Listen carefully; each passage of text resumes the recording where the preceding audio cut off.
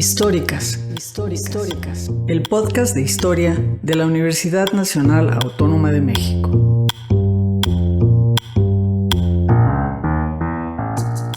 Bienvenidas y bienvenidos a Históricas, el podcast de historia de la Universidad Nacional Autónoma de México. En esta ocasión, compartiremos con ustedes la historia de Pandurang Kankoyi, un joven agrónomo y revolucionario que, a pesar de su importante contribución científica y de su fascinante vida, ha permanecido como un personaje poco conocido. Por ello, en este primer episodio, de la mano de nuestras compañeras Adriana González y Cristina Ceja, y con la ayuda del historiador Daniel Kent Carrasco, conoceremos la travesía internacional de este personaje que vivió entre la India, Irán, Estados Unidos y México. Yo soy Israel Rodríguez y esto es Históricas. Comenzamos. Pandurang Kankoyi nació en 1884 en Barda, en la India británica. Desde muy joven se percató de las injusticias que sucedían a su alrededor como resultado del colonialismo británico. El deseo de cambiar la situación de su país lo llevó a participar, durante los primeros años del siglo, en las actividades políticas de varios grupos nacionalistas anticoloniales. Su formación política se forjó durante un periodo de creciente agitación antibritánica en la India que culminaría con el estallido del movimiento Swadeshi en 1905. Sobre este movimiento nos cuenta un poco más Daniel Kent. El movimiento Swadeshi fue un amplio impulso de protesta en contra del poder colonial británico. Fue un movimiento popular enfocado en conseguir la autonomía técnica, económica y simbólica de las comunidades e individuos de la India. Por defender estos ideales, el joven Kankoyi fue obligado a huir de la India. Después de ver cómo varios de sus compañeros en el movimiento fueron encarcelados, Kankoyi tomó la difícil decisión de viajar a Japón para recibir entrenamiento militar. Sin embargo, el fugitivo indio solo pasó unas cuantas semanas en Japón. Buscando ampliar sus conocimientos, partió hacia San Francisco, donde desembarcó en abril de 1906. Por aquellos años iniciales del siglo XX, Estados Unidos recibió una importante migración de jóvenes provenientes del sur de Asia. La gran mayoría de estos jóvenes eran trabajadores agrícolas, pero también había estudiantes, como Pandurang, buscaban una oportunidad para formarse en las universidades estadounidenses. A diferencia de Gran Bretaña, donde se formó la élite liberal india del siglo XIX, figuras como Gandhi o Nehru, Estados Unidos ofrecía a los estudiantes pobres la posibilidad de trabajar para mantenerse económicamente mientras estudiaban. Por ello, miles de jóvenes como Pandurang viajaron a Estados Unidos, animados por la idea de poder pagar con su trabajo sus estudios en universidades de prestigio como Harvard o Yale. Durante su estancia en Estados Unidos, Pandurang participó en dos movimientos revolucionarios.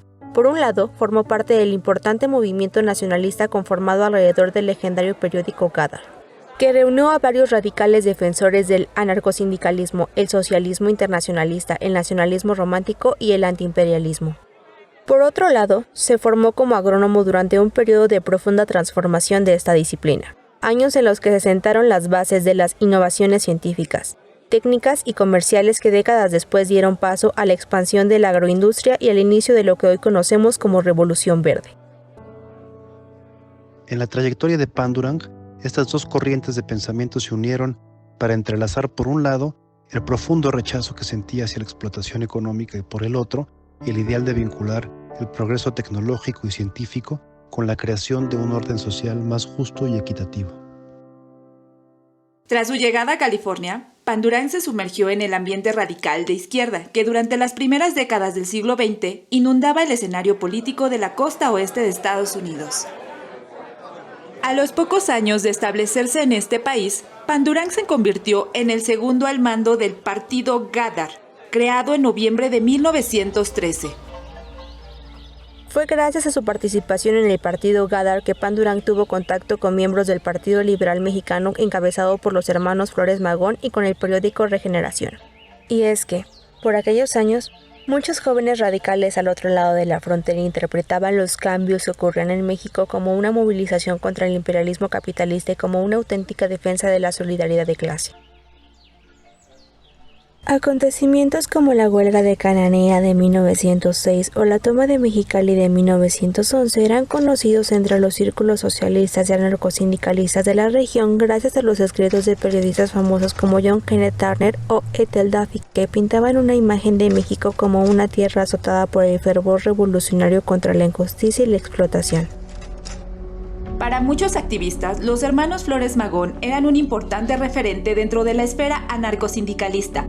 Pero para el joven nacionalista indio, los líderes del Partido Liberal Mexicano eran la vanguardia de la lucha del pueblo mexicano en contra de los ricos y opresores terratenientes.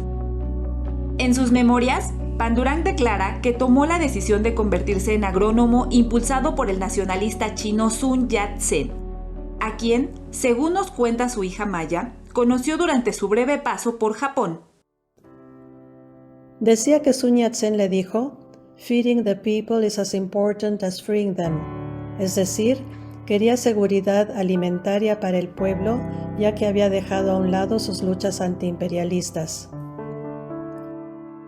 Sin embargo, las convicciones políticas y los intereses científicos de Pandurang siempre avanzaron de la mano. Pensaba que al convertirse en agrónomo sería capaz de ayudar a su pueblo a evitar las hambrunas artificiales creadas por el colonialismo británico en la India. Entre 1907 y 1913, Pandurang estudió agricultura en varias instituciones. En la Universidad de Berkeley, en el Corvallis College de Oregon y en el State College of Washington, de donde se graduó como agrónomo en 1913. Para principios de 1914, el joven agrónomo ya estudiaba el doctorado en la Universidad de Minnesota, donde realizaba sus primeras investigaciones sobre modificación genética de las semillas. Y es que la formación de Pandurang en Estados Unidos tomó lugar en un momento de dramática transformación del estudio y la aplicación de las ciencias agrícolas. Tras un periodo de crisis agrícola nacional a finales del siglo XIX, distintas universidades de los Estados Unidos se unieron en un esfuerzo conjunto por modernizar los métodos de cultivo y optimizar la producción del campo.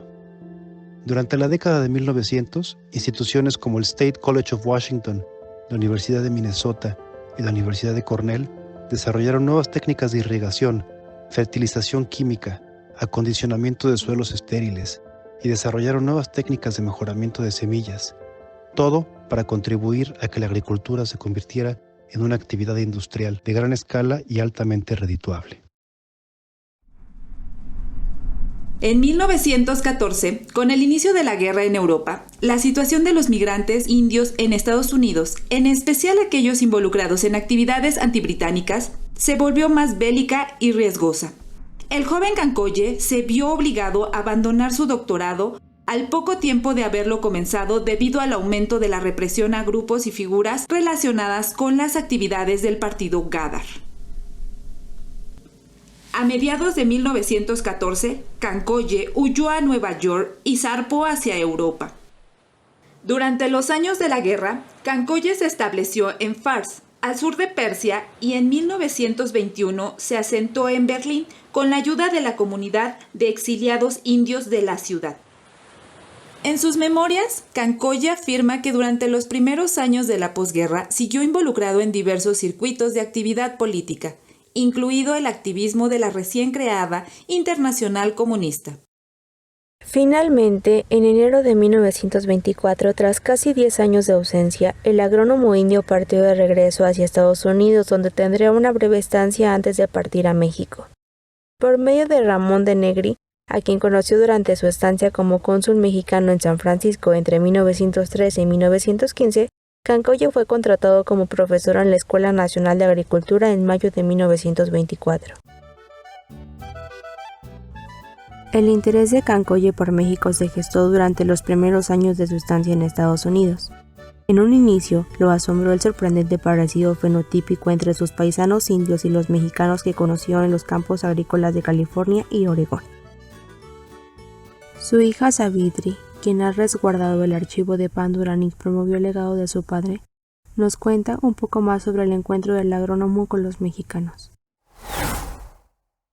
Mi padre vivió y transitó por muchos países, pero cuando por fin sentó raíces, escogió a México porque encontró muchos parecidos entre la India y México en cuanto a la comida, el clima y el temperamento de la gente. Siempre decía que México era su segunda patria. De Negri, quien ostentaba el cargo de secretario de Agricultura y Fomento en el gobierno de Álvaro Obregón, también encabezaba la Comisión de la Reforma Agraria y había dirigido la mudanza de la Escuela Nacional de Agricultura desde su sede original en el convento de San Jacinto en la Ciudad de México hacia Texcoco. Instalada en la exhacienda de Chapingo, la escuela pronto se convirtió en un importante símbolo del proyecto de reforma y modernización agraria, encabezado por el régimen posrevolucionario. En Chapingo, Cancolle se convirtió en el primer profesor en impartir clases de genética en México y se involucró en las actividades de los nuevos campos experimentales impulsados por el director de la escuela, Marte R. Gómez, ferviente defensor de los ideales agraristas de la Revolución. Mi padre solía decir que fue el primero en usar la palabra genética en español, lo cual muestra la importancia de su trabajo en la fitogenética, aunque creo que quedaría horrorizado con la versión moderna de cosechas genéticamente modificadas por atentar contra la libre distribución de semillas y contra el orden natural de la ecología. En los campos experimentales de Texcoco, Cancolle encabezó lo que quizás fue el primer esfuerzo institucional por realizar experimentos de mejoramiento genético de variedades agrícolas en México. De esta forma, el científico indio aplicó los conocimientos que había adquirido durante su formación en Estados Unidos para desarrollar en México nuevas semillas de maíz resistentes a las enfermedades, las heladas y las sequías del altiplano mexicano. No es difícil entender el atractivo de la figura de Cancolle para el gobierno posrevolucionario. El científico indio encarnaba a la perfección el vínculo entre el conocimiento científico de punta y la devoción revolucionaria. Además, embonaba a la perfección con el celo antiimperialista de los impulsores de la Escuela Nacional de Agricultura. Además de dar a conocer su trabajo entre importantes figuras de la época, Cancolle también aprovechó su estancia inicial en Chapingo para establecer lazos con el entorno comunista de la Ciudad de México. Durante sus primeros meses en la escuela, el científico coincidió con el pintor Diego Rivera, quien por aquel entonces estaba iniciando su trabajo muralista en la Capilla Riveriana. Por medio de Rivera, Cancolle se vinculó con artistas, intelectuales y militares comunistas de la capital durante los primeros años del régimen posrevolucionario. De especial importancia para Cancolle fue la relación establecida con Tina Modotti. Las fotografías realizadas por la artista italiana, junto con la presencia de Cancolle en un mural pintado por Diego Rivera en el edificio de la Secretaría de Educación Pública, son testimonio elocuente del paso de Cancolle por México.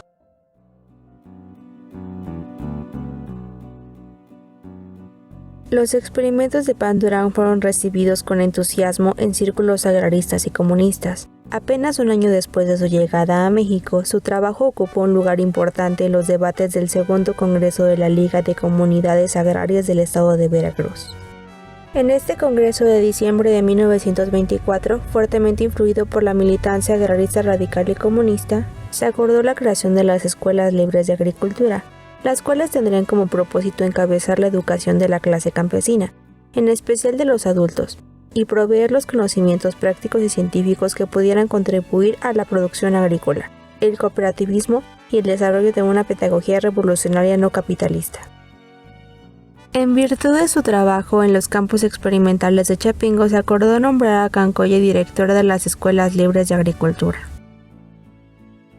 Haber abierto la escuela de genética en el departamento de genética en la escuela de Chapingo y de empezar los estudios de genética en el maíz y el trigo, la soya y los recursos naturales de México fue lo que más, puedo decir, hizo mi padre. Su gran trabajo fue el trigo secano chaporal, que él desarrolló hasta cierto punto y que después, muchos años después, los mexicanos lo desarrollaron más y ese trigo es el que vino a la India y finalmente el sueño de mi padre de haber ayudado a la gente de la India se manifestó con la Revolución Verde de la India. En octubre de 1927, Cancolle presidió la creación de la primera sede de estas escuelas, nombrada en honor al caudillo del sur, Emiliano Zapata, en el pueblo de Chiconcuac, Texcoco.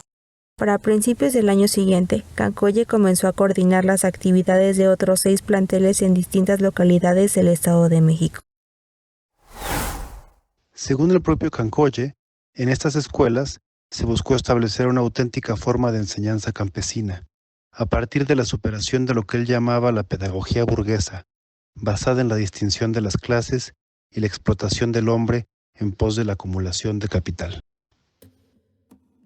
En 1928, las escuelas libres de agricultura se extendieron por todo el estado de Veracruz, ya convertido en uno de los epicentros del agrarismo radical de la época. Con el apoyo directo del líder revolucionario Úrsulo Galván y del gobernador Adalberto Tejeda, Cancolle coordinó la creación de 5 nuevas sedes en las que se desarrollaron actividades productivas adaptadas a las diversas regiones naturales del estado. En Fortín, por ejemplo, se creó la Escuela Libre del Café, en Córdoba la Escuela de Agricultura Tropical y en Malibrán la Escuela Libre de Horticultura. En 1934, el científico indio fue nombrado jefe de la sección de genética vegetal en el recientemente creado Instituto Biotécnico, una institución a cargo de la Secretaría de Agricultura y Fomento. Este instituto fue creado en el primer año del cardenismo, 1934, como parte del ambicioso programa de modernización y reforma científica y agrícola del gobierno del general Lázaro Cárdenas. Su objetivo principal era impulsar la investigación en diversas áreas de la ciencia y las actividades productivas, incluyendo la agronomía, la veterinaria y la biología.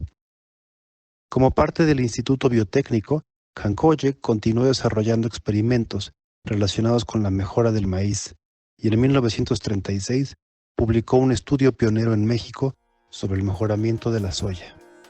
Además de su actividad científica durante la primera mitad de la década de 1930, Cancolle desempeñó diversos cargos oficiales relacionados con programas de modernización agrario del cardenismo.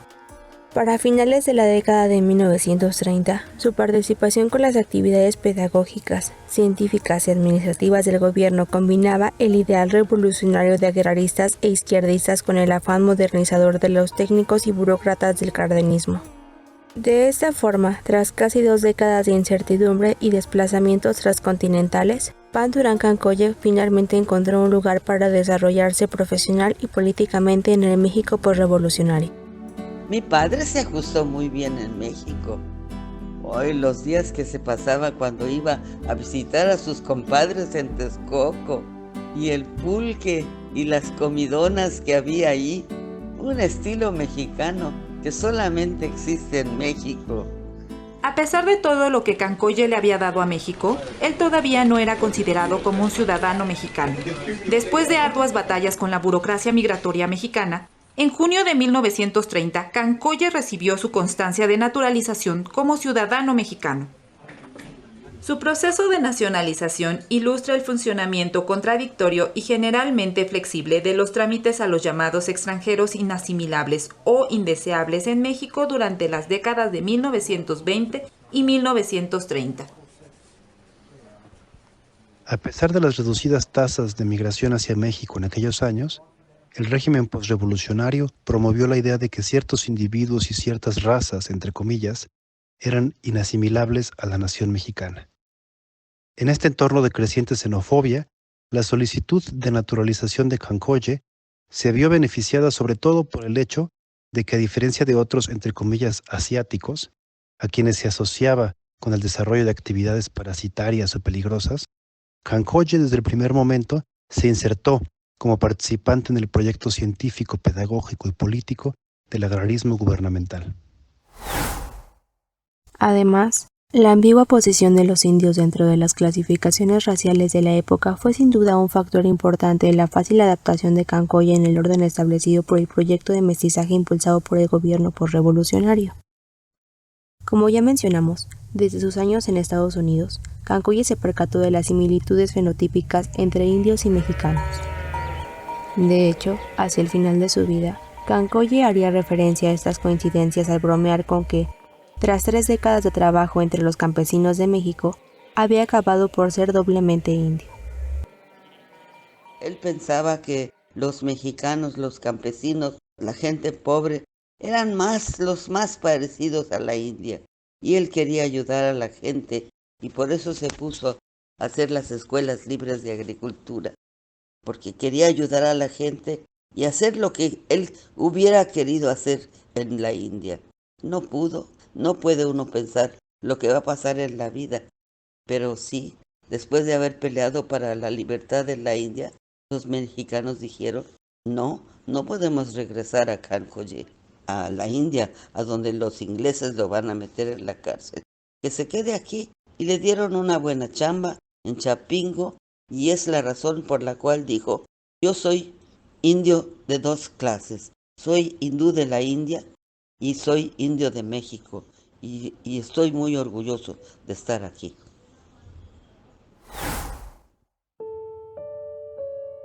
En 1936, Cancolle se casó con Jan Sindich, una mujer de origen belga con la que tuvo 2 hijas, Savitri y Maya.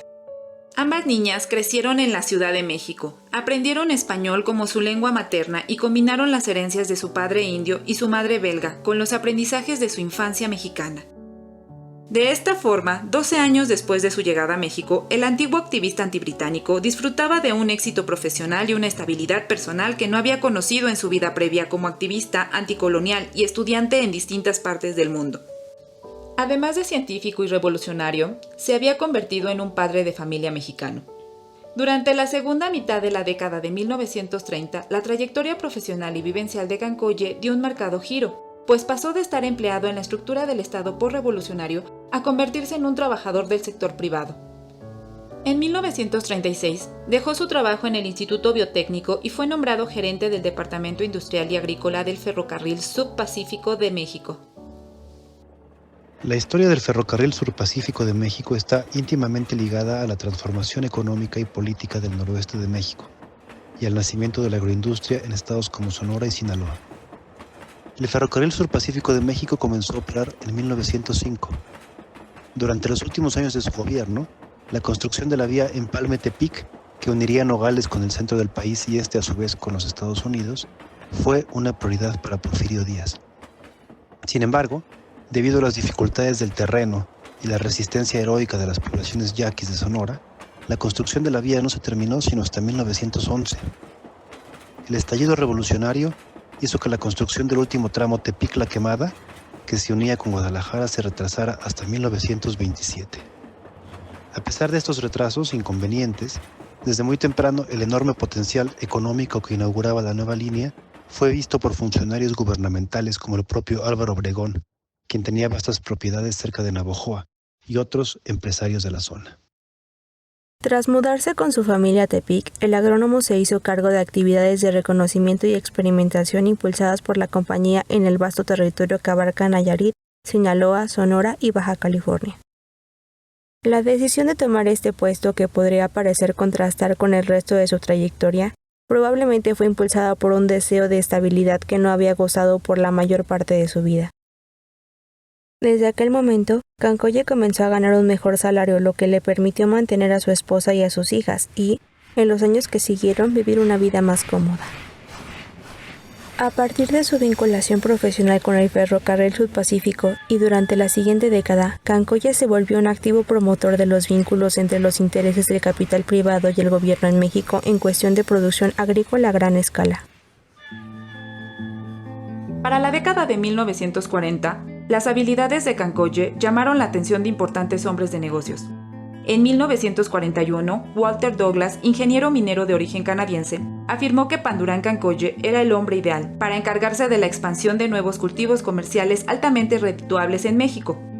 Entre estos resaltaba el caucho, un producto que por aquellos años se convirtió en un importante insumo para el esfuerzo bélico de las potencias europeas y del Atlántico Norte. A los pocos meses, en octubre de 1941, el científico fue enviado a Chiapas en calidad de representante de los inversionistas interesados en la explotación del hule. Y para enero de 1942, el científico ya estaba trabajando como promotor de la expansión del cultivo del caucho en el estado de Tabasco y los campos de la United Fruit Company en el sur de Veracruz. A lo largo de la década de 1940, Cancolle actuó en cercana colaboración con altas esferas del gobierno mexicano, y hacia finales de aquella década se codeaba con las alturas del poder en México. Después de haber participado en círculos agraristas durante las décadas del 20 y el 30, para la segunda mitad de la década del 40, Cancolle se movía cómodamente entre los impulsores y defensores del nuevo modelo de desarrollo nacional, que en años posteriores se conocería como el desarrollo estabilizador. Sin embargo, tras la independencia de la India en 1947, el agrónomo comenzó a buscar la manera de volver a la tierra donde nació.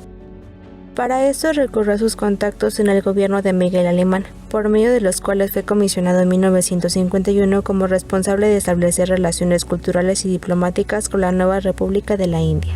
Con esta encomienda, Pandurang pasó 2 años en la India, donde fue recibido como un ciudadano mexicano.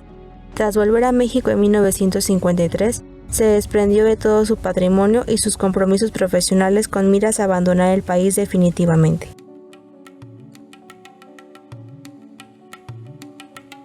En noviembre de 1954 realizó el viaje de regreso a su tierra natal. Su esposa y sus hijas lo alcanzaban en 1956. El científico pasó sus últimos años en Maharashtra, su región de nacimiento. A pesar de su brillante trayectoria profesional en México, Pandurang se vio incapaz de obtener un trabajo como científico o profesor en la India independiente. En la década de 1960 comenzó a recibir una pensión del Estado indio que le permitió vivir modestamente y le fue otorgada la nacionalidad india. Su vida personal también sufrió cambios radicales. Al poco tiempo de su llegada, su esposa Jan, más de 10 años menor, se mudó a Delhi, donde había conseguido un trabajo, y sus 2 hijas pronto formaron sus propias familias. El científico itinerante murió acompañado por un pariente lejano en la ciudad de Nagpur en 1965. La vida del agrónomo y revolucionario itinerante Pandurang Cancolle y su paso por México nos ofrece una fascinante ventana para conocer los procesos de transformación política, ideológica y científica del siglo XX. En una época previa al extendido debate en torno a los organismos genéticamente modificados y el impacto ambiental de las técnicas de cultivo agroindustrial, las trayectorias revolucionarias del agrarismo y la agroindustria avanzaron en paralelo para alimentar, desde México, el inicio de la dramática transformación de la producción de alimentos a nivel global durante las primeras décadas de la posguerra. En este sentido, personajes como Cancolle son centrales para comprender las dinámicas nacionales de la Revolución Mexicana en su interconexión con las transformaciones globales de la Revolución Verde. El paso de Cancolle por México nos permite rastrear muchos de los hilos sueltos de esta trama para entender que el origen de la Revolución Verde es el resultado de la conjunción de diversos proyectos modernistas, algunos incluso utópicos, que unían a campesinos, científicos, ideólogos y activistas de diversos orígenes actuando alrededor del mundo en las décadas intermedias del pasado siglo XX. El episodio Pandurang, Agricultura y Revolución está basado en el artículo de Chapingo a Sonora, Pandurang Cancolle en México y el tránsito del agrarismo a la agroindustria, publicado por el historiador Daniel Kent Carrasco en el volumen 70 de la revista Historia Mexicana. Con base en ese artículo, el guión de este podcast fue escrito por Israel Rodríguez, Daniel Kent Carrasco, Cristina Ceja, Alejandro Martínez, Rubí Cerón y Amanda Rivera. La locución estuvo a cargo de Adriana González, Cristina Ceja y Daniel Kent Carrasco. El diseño sonoro lo realizaron Alejandro Martínez y Rubí Cerón. La edición de audio fue realizada por Alejandro Martínez. En Históricas participan además Onyx Acevedo Frometa en el diseño gráfico, Sandra Torres en la coordinación del servicio social y Cristina Ceja en la estrategia de redes. Yo soy Israel Rodríguez y los espero en el siguiente episodio de Históricas, el podcast de historia de la Universidad Nacional Autónoma de México.